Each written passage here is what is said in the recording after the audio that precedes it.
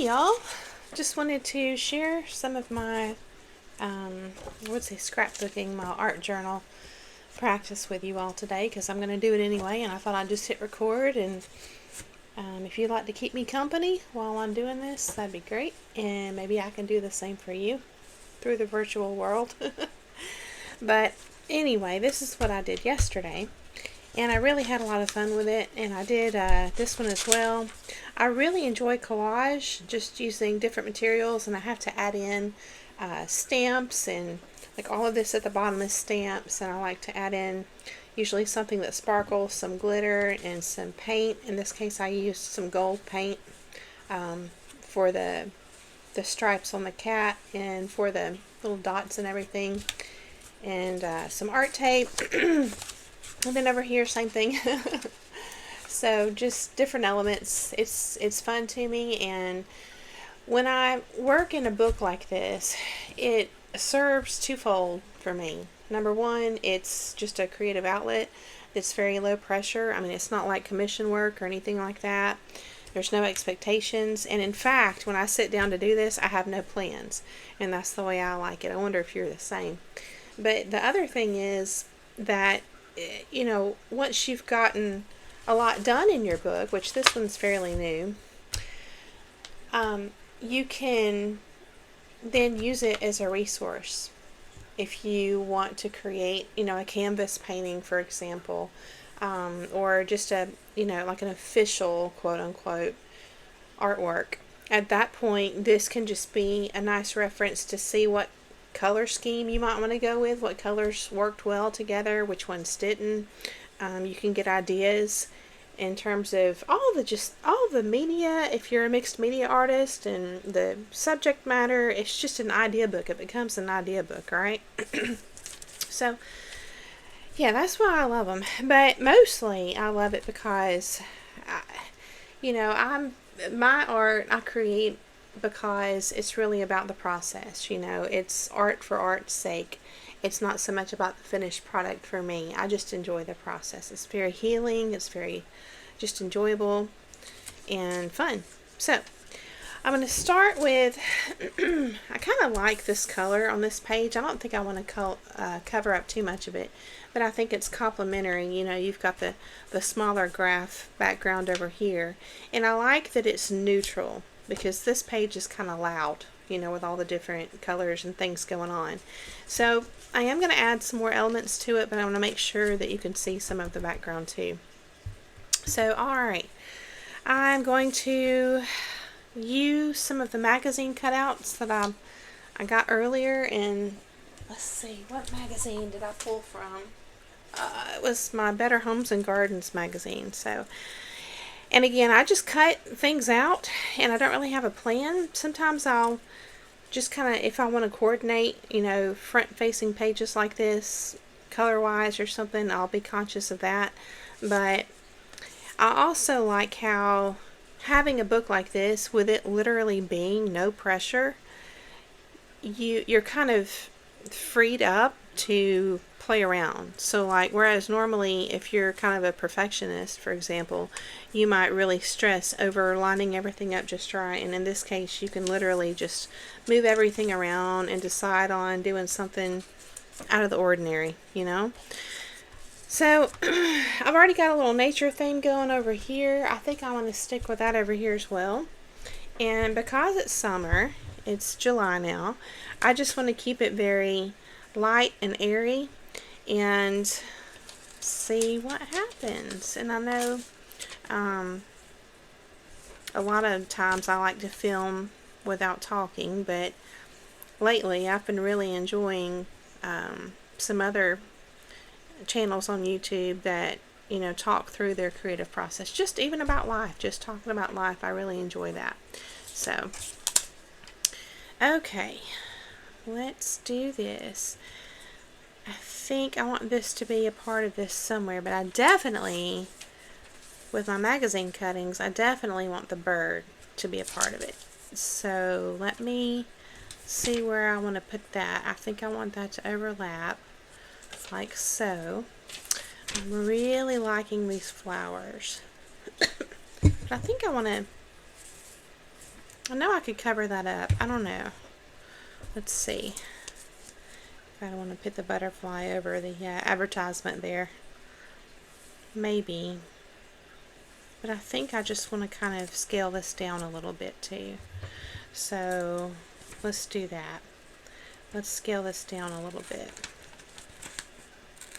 I hope you're doing good today, and if you feel called to share whatever you've been working on, I'd love to hear about that.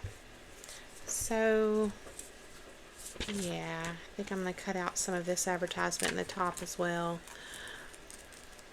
You know, I've got a background in graphic design, and sometimes when you choose your major in college, you know, they don't always tell you that the market is very tough and it's hard to find a job sometimes in your chosen field. So I wound up being an assistant, I guess you would say, for an environmental graphics designer. So he would make signage for all of the local hospitals and places like that, and I basically just I got to help with some design choices, but mostly I prepared all of his presentation materials, and I would even go to the meetings for him sometimes, and that was the only job locally that I could find. I did not look outside my area. But, you know, I think everything that we do, even with our jobs, is a stepping stone, because later in life, that was in my 20s, my mid-20s, and then later in life, I even went through several marketing departments at different places where I was able to use my graphic design background. And then I was an art teacher at an elementary school for 7 years. Really enjoyed that. And from there, focused on, actually had a small business for a time where we sold some soap and candle making supplies online, and that was really fun. So I did all of the marketing for that business. So yeah, so I was always able to use my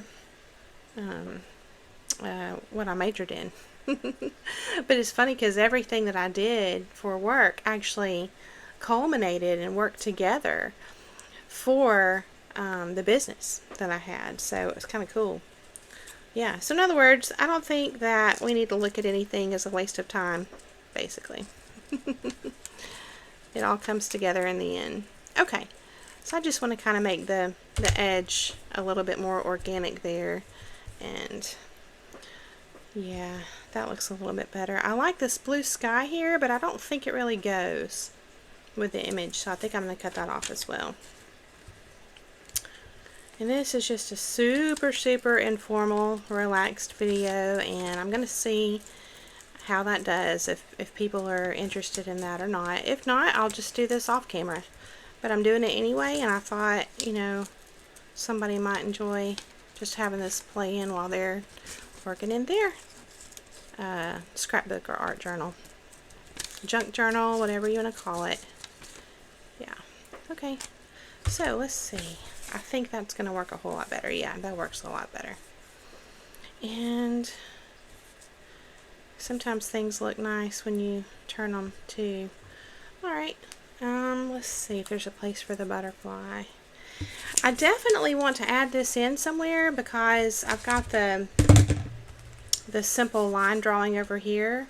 And all of, well, not all of these cutouts, but I know that at least these two came from a portion in the magazine talking about crabapple trees.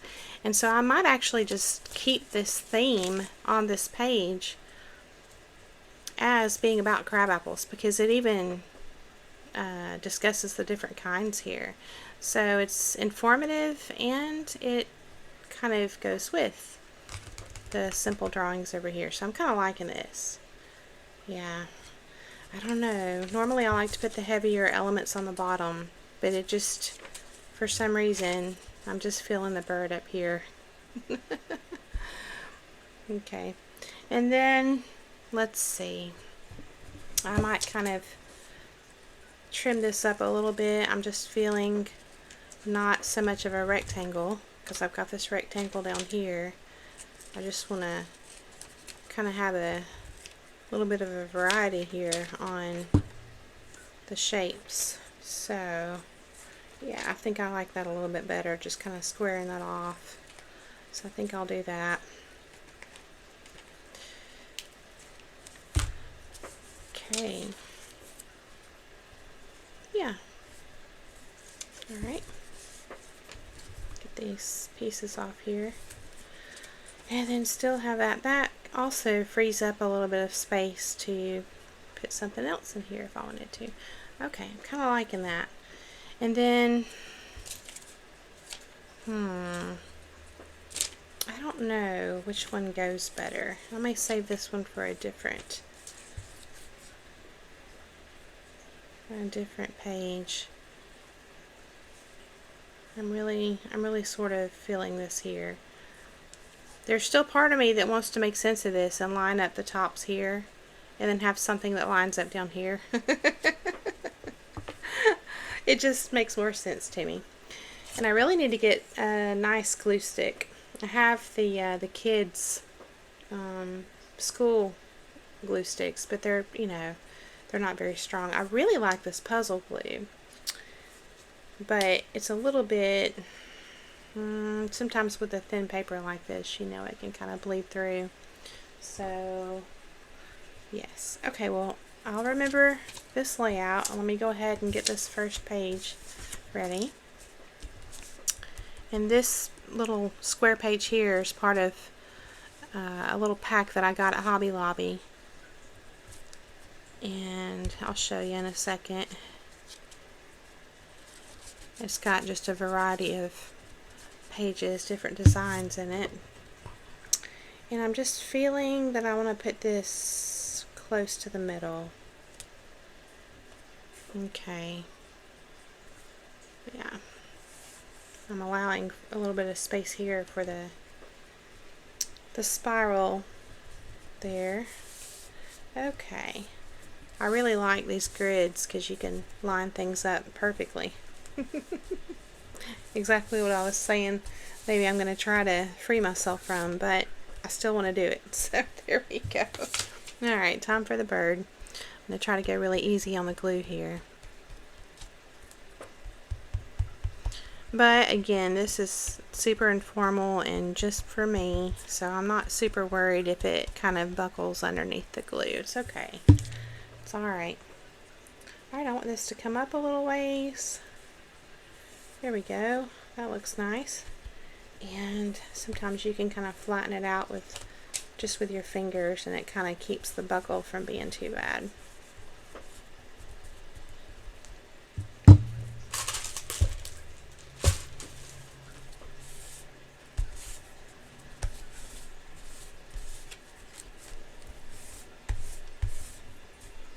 Okay. And then that's the edge of that paper, I think there. I shouldn't have pressed down so hard. Okay. Then I want to put the trees on. I think it's fun too when you watch the different art channels on social media to see what everyone's opinion is about the images that represent summer, because it's different for everybody, you know. This might be a little bit more spring-like actually because of the pastel colors. I typically associate pastel colors with spring.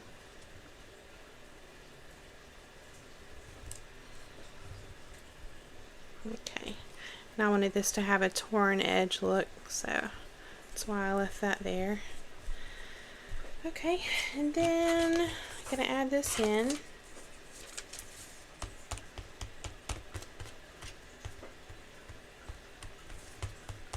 I guess too, you could probably put the glue on a sponge and then use your sponge to kind of spread it out so there's not any big globs that create the buckles on your page. Let's see, I think I want to kind of line up the edges here. Yeah, that looks nice. I like that spot. Okay. Alright, so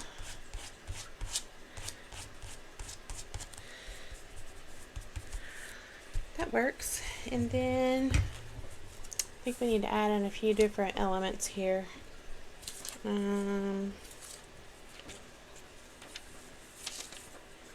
don't really want to cover everything up with that. It's kind of nice, but I don't know. I'm not really feeling that shape for one thing. I could cut out the, I forget what you call this. It's like a cover, a clear glass cover that goes over the plants. I think it starts with a C, but anyway, I don't know. I'm not really feeling that.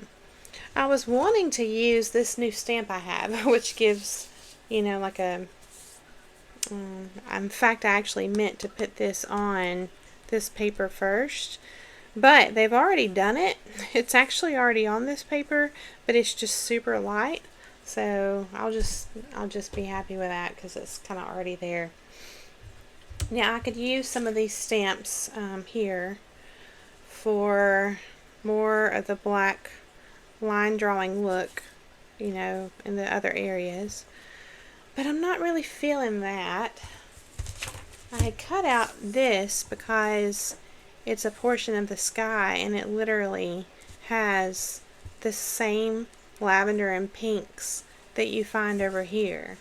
There's a lot more lavender, but it's very, very similar. So I kind of wanted to bring that over here somewhere to sort of tie in the two pages together a little bit. So I think that the black line drawings do that, but I think adding this in somewhere would help as well.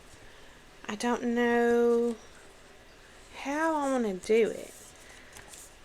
I could use, I have a heart hole punch.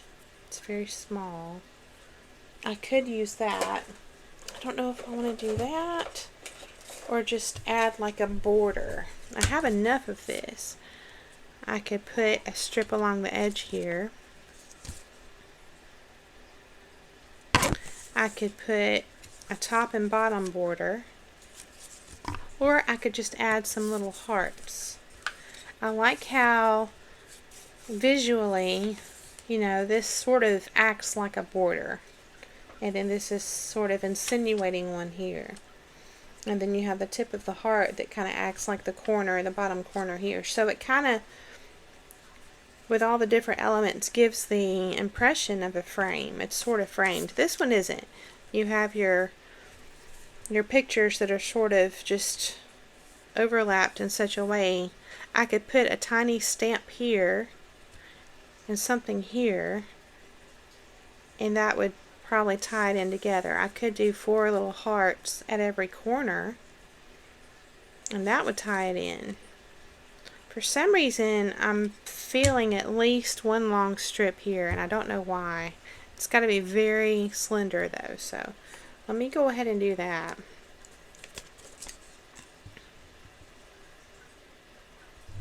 And I'm just gonna eyeball it. I'm not gonna worry about it being perfect. I can always trim it up if need be.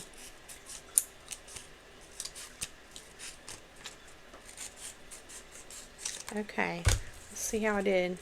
I can already tell it's not exact. It's wider up here at the top.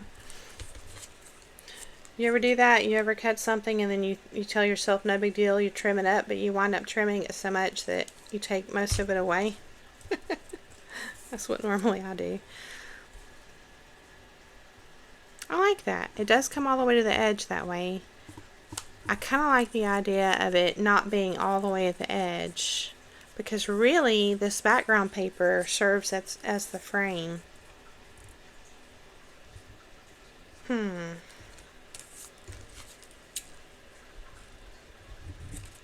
Let's see if I got those exactly in here. Oh, I missed that by a long shot.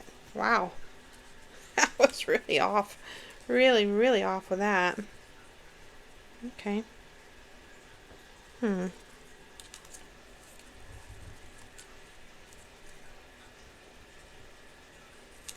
that's a little bit closer. Okay. Can actually go this way and this way. That would create a frame, definitely. Just line it up on the same grid line over here, and that frames it off nicely in a creative way. I think we'll do that. Alright, so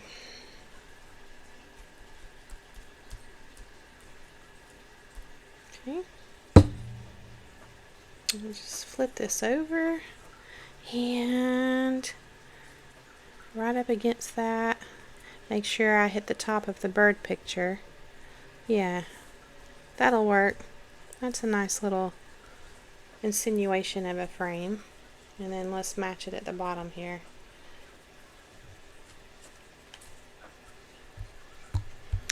You know, I think maybe part of the reason why collage is fun for me is because when you're learning, you know, the quote unquote rules of graphic design, this is sort of the kind of elements that you consider. Like if you're publishing a newsletter for a business, for example, that's something I did for a while for a small bank. Yeah. Then you're considering the layout, balance in your pictures, and you can balance your layout with color, with the style of the images, with anything. Just the way you put words versus the picture. I mean, there's so many different ways, but balance just creates this visually, it's like a visual appeal, basically. It's just visually appealing. And this kind of stuff actually matters on, I wouldn't say a conscious level, but if you are a marketer and you're publishing something, or you have signs, or even, you know, your images on your website, that's representing your company. And so it needs to be on point. You know, this is certainly not. This is my little playground here.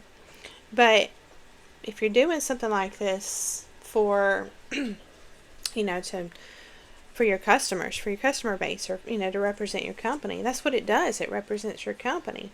So clean lines, balance of your images and your words.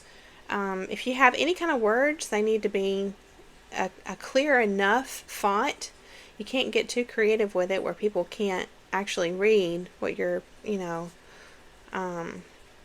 what you're saying. You know, I'll give you an example. Even on these little sticker books here, okay, we can see that this says stickabilities, but you'd be so surprised. You know, I've designed websites before, and I would think that a font is super clear and easy to read, and people would struggle. So you have to consider that, you know, not everybody's the same. And so, yeah. And I would say the number one mistake, and part of the business that I created, our small business we had, was helping other small businesses. And I would say the number one mistake on their design attempts, especially on their websites and social media, was the lighting. And I know this lighting isn't great here. I've actually got my overhead light, and I've got two lights here. I've got two ring lights, one directly under the camera, my phone, and one to the side here. And it's brand new, but it's actually kind of flickering. I hope you guys can't see that. It's very, very minor. But I can also brighten it up, you know, in my editing app. But a lot of people just don't consider that. And so it's kind of like if your pictures look, I'll use kind of a slang word here, like dingy, if they're kind of dark and just, you know, thrown out there, that can possibly translate to your customer base a lack of effort on your behalf. And it may not be. It may just be that maybe you have so much on your plate, so to speak, with your business. You're trying to juggle too much, which is a very, very common thing with a small business. It's so much work, so much work. But you may not be considering, that maybe your images are too dark online or whatnot. But regardless, anything at all can translate in a customer's mind, even not consciously sometimes, that your products also may not be up to par. The standard on the quality of your products. Your imagery can represent that. So it's really important. So there's my little marketing 101. I feel like this needs more. I don't know why. I guess it doesn't, but I feel like it's calling for something in the middle. What should we put there? I don't think a stamp is the right thing to do. This looks like it's supposed to go like this. You could do something like that, but it's just too much pink. That's kind of pretty. I might trim it up. The shape is bothering me. The shape might change the whole look of that. I'm not feeling the butterfly in the middle.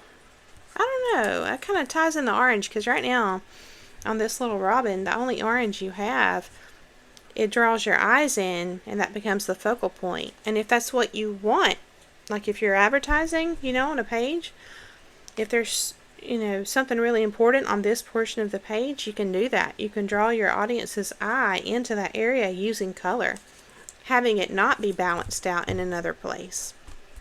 Okay, because now it's competing for your attention.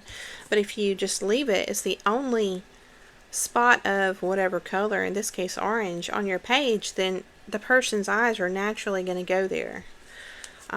This is just a little bit of graphic design talk from web designers. But in my case, I'm playing around, so I could certainly add more orange somewhere. I don't know, the more I look at this, I think it does go.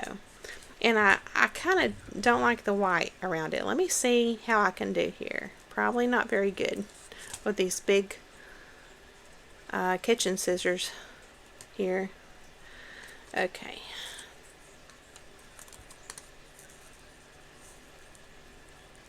I have so many different scissors here at my house. And what winds up happening is, especially like if you're a parent, you might have to cut off a little plastic tag, from your kid's new outfit or a new toy they've got or something. And then if you do that enough, I think it winds up, gosh, I hate to cut off the antennas, but I guess I could draw them in, because they're so skinny, there's no way I could cut around those. But I think cutting all those little plastic tags with your good scissors, your especially fabric scissors, you really want those to stay sharp. And that's something I've gotten into lately too. Again, my background's in graphic design. I did do wedding photography for a short time, and I did a lot of marketing for different companies, like I said. And I also taught, I think I mentioned also, art education at a elementary school for 7 years. But I've just now, I cut his tail off. Oh man. I just now am teaching myself how to knit and crochet. And I love it. I absolutely love it. But I'm learning that, and I'm sewing too. Yeah, I cut his tail off. Oh well, it's done. It's done now. It's so tiny, there's no way I could save that. But I'm learning your fabric scissors have to stay sharp. That's what I'm trying to get at. But even with your paper crafts, you want your scissors to stay sharp if at all possible. This looks nice. I like how it kind of hides that corner. I don't know why, but if you just leave a corner exposed, it's not framed, it kind of bothers me. I like how, you could tuck it behind the paper, the torn paper there, like he's coming out from the back. I like that. Yeah, let's do it. Like he's coming from back there. It gives the illusion of depth, you know, something 3D. That's cool. Okay, so let's do it. Why not? See, I love when you're playing around with art because you don't already have a plan. Then you get to let things happen like that. And how fun is that? Now, I gotta be careful that I don't, with this glue on the back, this is gonna be a little tedious here. I wanted it to even be behind this part, but I can't make that happen. Alright. Okay, it still works. He's still coming out from back there. That's cool. Yeah, I like it. Okay. And it also hides that corner, which I couldn't stand right here. Okay. You know, I don't really know the process of old-timey fashion, not fashion, graphic design, but apparently I heard that a lot of it was manual back in the day. Kind of like this. So, I find that, I understand it's the same thing, you're just on computers, you're creating it digitally, right? And nowadays, see, I went to college for graphics, for graphic design in 1997. So, excuse me. So, yeah. So nowadays, you can just have an app, and it'll do stuff for you. I'm wondering if it's going to eventually make graphic design as a career obsolete. It's kind of replacing it. I don't think technology can ever totally replace humans, in terms of their contribution through their jobs, but I'd be curious your opinion on all that. So, okay, we're getting somewhere. We're getting somewhere now. And I have no idea how long this video is going to be. I'm just playing. This is oh, it's what I cut off right here. I was like, gosh, this really matches. Oh, and how funny, on the back it has photos and styling Maggie. Maggie was our dog's name. Now, since this, she passed away January of last year. Since this matches this, the color and the elements and the shape and everything, you could balance it out down here, and look how beautiful that is, to just bring those elements somewhere else. I almost want to do it like that, like it's wrapped around. Now that's pretty. I hope this is on camera. Yeah, it is. I think I'll do this. I'll glue it, and then I'll trim off the edges. Let's see which way looks best. I like it this way. Yeah, okay. Yeah, I actually had people, or I should say we, this is when I was married, we actually had customers say to us, compliment the pictures on our website, and say,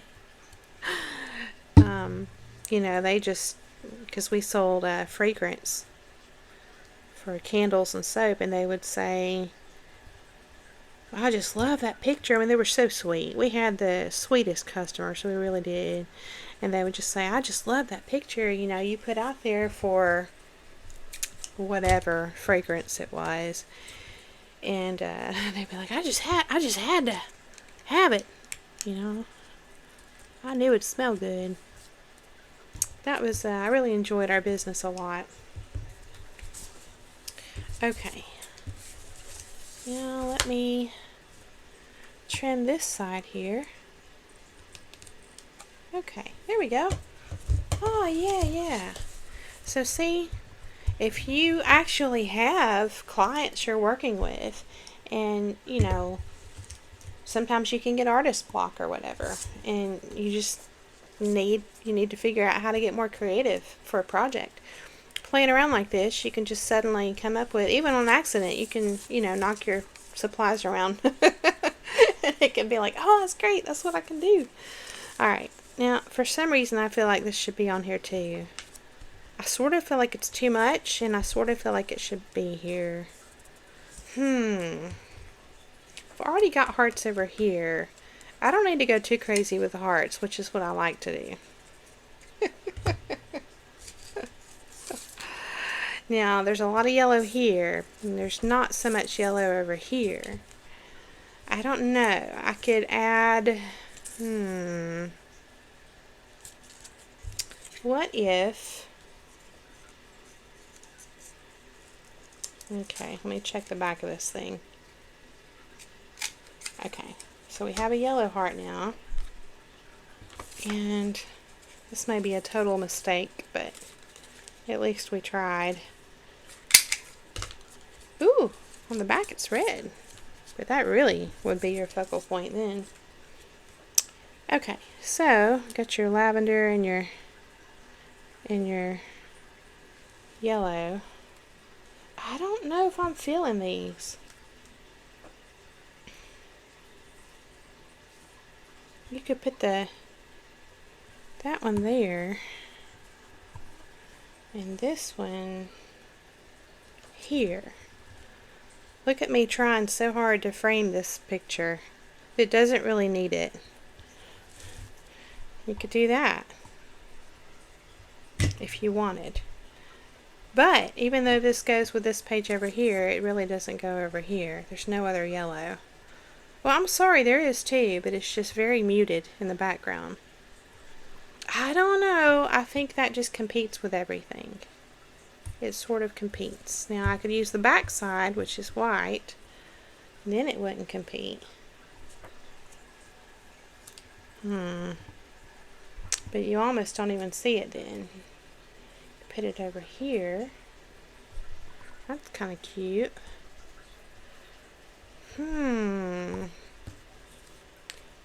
What would you do? Would you put these on there? Or no? And if so, where? Or would you just let it go?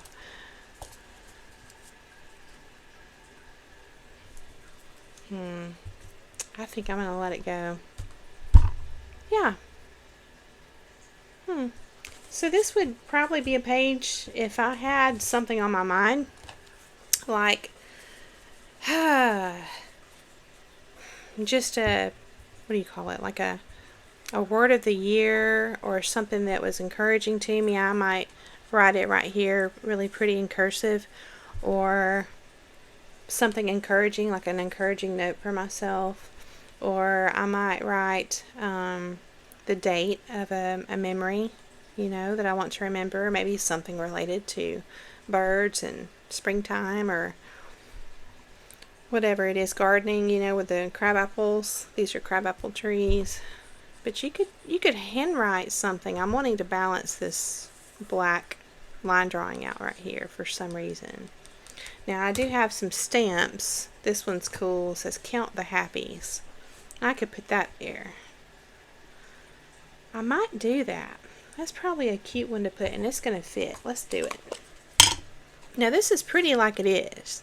You don't have to do anything else, but this just sort of adds a little element of personalization with it. The only thing is kind of like when you stamp it, you get a one-shot deal, and so you have to really do your best. Now these little spirals are sticking way up on me here. Okay, here we go. Let's try it and hope for the best. How funny. It didn't work. Yeah. I don't know if I can line it back up or not. Let's try. If not, we can cover it up. We can always cover it up. Nothing's ever totally lost. Alright. Let's hold it up to the light here and see.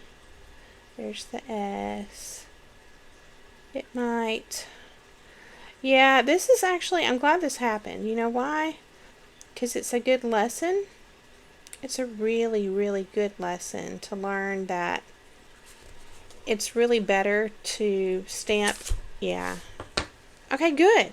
Good. This is good. I'm glad this happened. It's better to stamp and draw, in my opinion, things on separate paper before you add it in. It competes too much. Let's just keep it clean and put white. Yeah. Yeah, that way if you mess up when you're drawing or you're stamping, you haven't glued it to your page already, you know? Yeah. Okay, let's try it on this. Maybe we'll have better luck. And probably should use a hard surface too when you're stamping. Okay. Alright, just a, what do they call it? I think it was Bob Ross, happy accident. Yeah. We'll just call it a happy accident. Be cool with it. Why not? Ah, how funny. Now this one's not working. Count the happies. Count the happies. Come on, count the happies. Come on now. Come on. Let's work. Let's do this. Boop. Try that. Yeah, I'm happy with that. It's not perfect, but it's close enough. Yeah. Especially now. And you know, really, I'm going to wind up messing this up again. Okay, I'm happy with that. Really, as long as you can read it, it gives it personality, you know? If it's not perfect. Okay, yes. See, now I'm actually glad that happened because this looks really pretty here. This looks, I think that looks better than just, don't you? Than on this background here. Yeah. Happy accidents, like Bob Ross said, or used to say. I think that's what I heard anyway. And a learning lesson too, just like life. Here we go. Okay.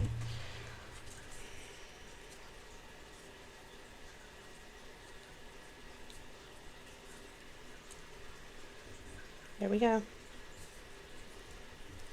Count the happies.